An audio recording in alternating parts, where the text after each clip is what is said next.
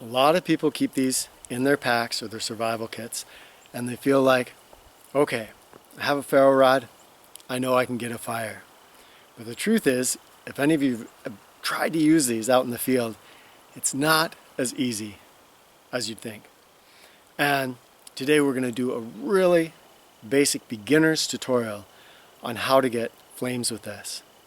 I'm not going to go over how to set a fire, but before you would do this, you would want to know the basics of setting a fire and the basics of having a tinder bundle, which is going to go into that fire and start it up.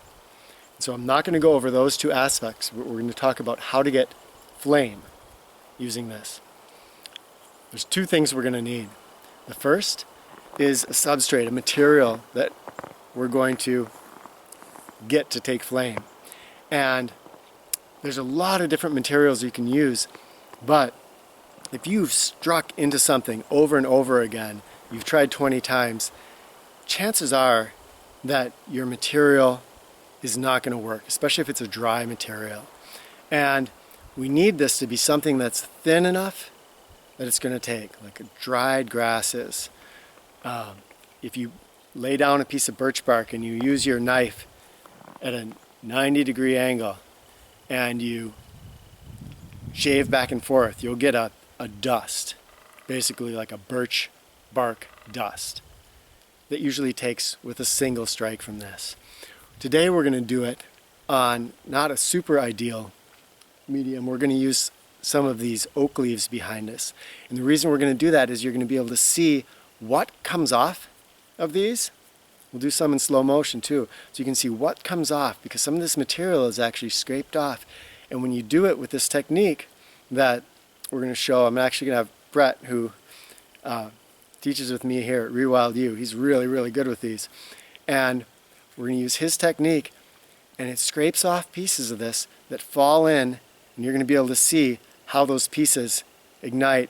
And once you get a little bit of stuff that's glowing orange, it's just another strike or two, and then you'll get flames. Even though, again, this isn't a really, really simple thing to get to take, you're going to get to see a lot of coolness. Okay, so these are red oak. We're going to use these leaves, and I'm going to be holding them in a little bowl so you can actually see the action of what's happening. This is not like trying to promote a certain brand video, but I did do a test of this under some really crappy conditions once. So this is, because I know people are going to ask what we're using, it's a Light My Fire ferro rod. This is their Army one, and I just really like these. They work really well. So, especially with this technique that we're going to show you. So one thing that a lot of people I see do is that they don't really know what to expect from this. So they're like doing like this and hoping that they can get a fire like that. Yeah.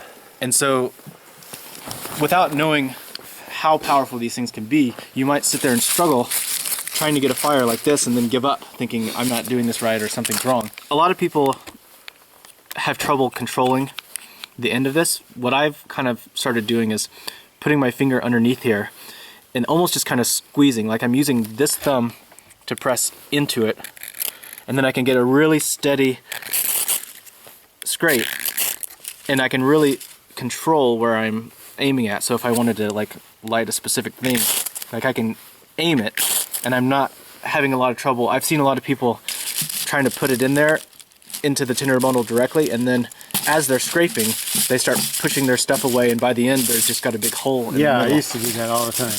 And that's what I had trouble with at first when I started using these. And so... Probably because I showed you. Yeah. Well, yeah, partially, but I was trying to do it on my own too. But yeah, so if you can control this, then you don't necessarily have to press it into it, and you can leave it a little off. And it's really just a matter of, I'm using a lot of pushing down on my thumb and just kind of squeezing these two things together as I scrape. So I'm like, and you don't have to do it fast, you don't have to be, anything like that. You just have to get a nice, you dig on pretty hard, and you just drag it across. Wow. And you'll get nice sparks. That's awesome. kind of like roughly that angle, give or take. You'll have to find the right angle for you, but kind of the scraper goes down like this a little bit, so you kind of have to hold it at an angle, and you can't really get it straight up like that. So you really just dig into that, and you can get a lot of sparks, and you've already got some stuff catching. And with these, I find it's useful to hold the tinder at an angle, because sometimes you can get it to ignite, and if you don't catch that flame, then you'll just lose it really quickly because it doesn't last long. But if you can get a good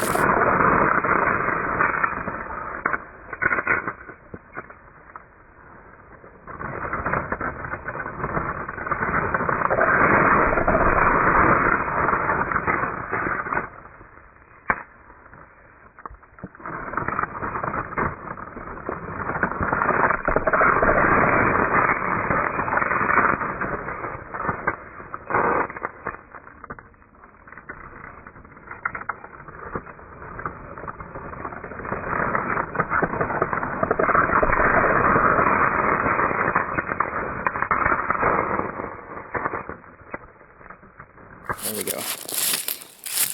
Great. Okay. So I noticed you at that steep angle, and you're dragging a lot of stuff. There's little sparks flying around in there, and then they light up. And then when you saw orange, you keep at it once or twice more, and we get flames. Yeah. Okay. Yeah, and I feel like if you had this material is not too bad because it's dry enough and it'll burst into flames. If you had a regular tinder bundle with some fluff in the middle or something like that, once you got that coal, I bet you could just blow it into life from that, and you wouldn't necessarily need to get the full flames. But with these, a lot of times you can get just a straight up flame with it, and you don't have to even do. There we go again. Okay. You don't even really need to blow it to life if you're getting enough heat from that. Yeah. That is. It feels good on this day. Nice cold day. Okay.